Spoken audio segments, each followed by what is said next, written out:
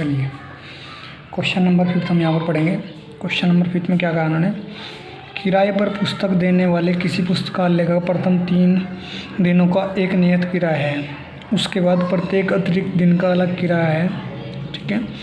सरिता ने 7 दिनों तक एक पुस्तक रखने के लिए 27 रुपये अदा किए, जबकि सुशी ने एक पुस्तक 5 दिनों तक रखने के 21 रुपये अदा किए। नियत किराया तथा प्रत्येक अतिरिक्त दिन का किराया ज्ञात कीजिए। ठीक है। तो हमें जो है नियत किराया और अतिरिक्त दिन का किराया निकालना है। चलिए स्टार्ट हो जाइए। फिर सबसे पहले हमारे पास जो है हम मान लेंगे जो हमारे पास पुस्तक देने वाला प्रथम दिनों का एक नियत किराया है उसको x और अतिरिक्त दिन का जो किराया है उसको हम y मान लेंगे। ठीक है। तो यहाँ पर लिखेंगे नियत किराया, ऐसे लिख लेंगे माना नियत किराया x रुपये तथा अतिरिक्त दिन का किराया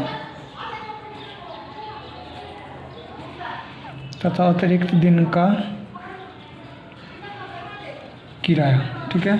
उसको जो है हम अतिरिक्त दिन का जो किराया है उसको y मान लेंगे। ठीक है। y हो तो तब जो हमारे पास 3 दिन का है, 3 दिन का नियत किराया और उसके बाद जो है उसके बाद प्रत्येक अतिरिक्त दिन का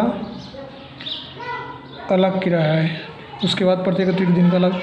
सरिता ने 7 दिनों तक एक पुस्तक रखने के लिए, जबकि सुशी ने 5 दिनों तक। ठीक है।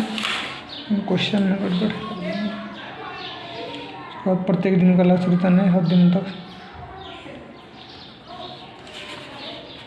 हाँ चलिए जो हमारे पास ये है 3 दिनों का किराया जो हमने पास अतिरिक्त किराया। ठीक है। अब यहाँ पर लिखेंगे 3 दिनों का नियत किराया, 3 दिनों का नियत किराया।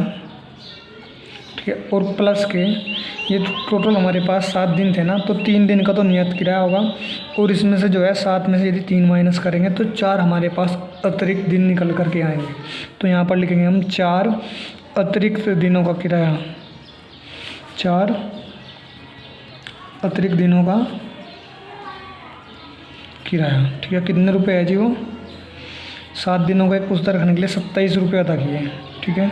तो वो है हमारे पास 27 रुपये। ठीक है। तो जो है अब हम यहाँ से जो है कुल किराया यानी कि x और जो है 4 दिन का अतिरिक्त किराया निकालना ना हमें। नियत किराया तथा प्रत्येक अतिरिक्त दिन का किराया ज्ञात कीजिए। ठीक है।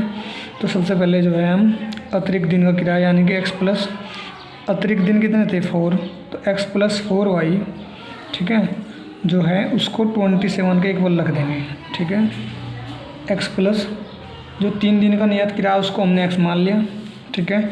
और 4 दिन के अतिरिक्त किराए को y के साथ ऐड करके जो है हमने इसको 27 के इक्वल लग दिया, क्योंकि जो है अतिरिक्त दिन का किराया हमारे पास 27 रुपये था। इसको हमने समीकरण फर्स्ट नाम दे दिया। ठीक है जी। अब जो है हम यहाँ पर लिखेंगे 3 दिनों का नियत किराया। ठीक है। 3 दिनों का नियत किराया और प्लस के 2 अतिरिक्त दिनों का किराया। ठीक है। 3 दिन तो थे हमारे पास, फिर बाद में 5 दिनों तक रखने के लिए 21 रुपये अदा किए। तो यहाँ पर भी लिखेंगे हम 3 दिनों तक नियत किराया प्लस 2 अतिरिक्त दिनों का किराया। ठीक है भाई।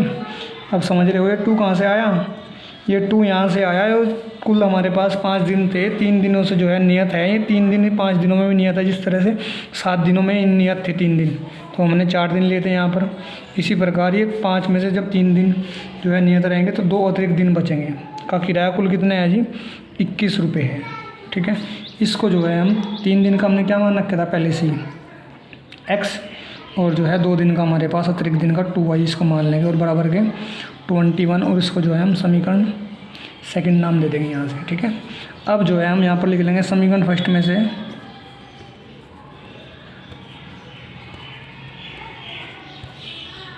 समीकरण सेकंड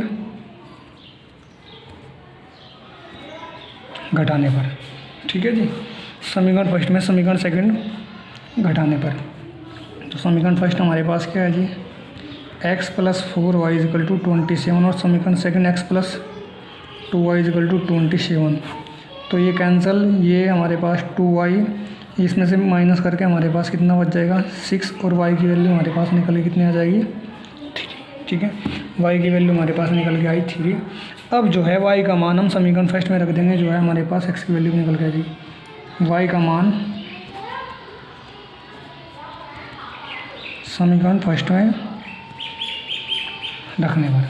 ठीक है, समीकरण फर्स्ट हमारे पास क्या है, x + 4y = 27, x + 4y = 27। तो x + 4 as it is y की मल्टीप्लाई 3 x = 4 3 12, 27 माइनस के 12x = 7 में से 2 गए 5 और 2 में से 1 गया 1। तो x की वैल्यू हमारे पास निकल के कितनी आई जी, x की वैल्यू हमारे पास निकल के आई 15।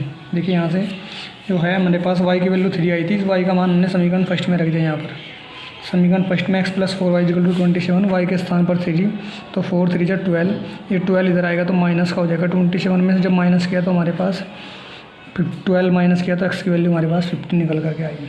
ठीक है, तो नियत किराया 15 और अतिरिक्त किराया जो हमारे पास 3 दिन का किराया। ठीक है, ये अतिरिक्त जो दिन थे हमारे पास वो थे 3 दिन। ठीक है, तो नियत किराया यानी कि जो नियत दिन थे हमारे पास 3। ठीक है, तो 3 दिन का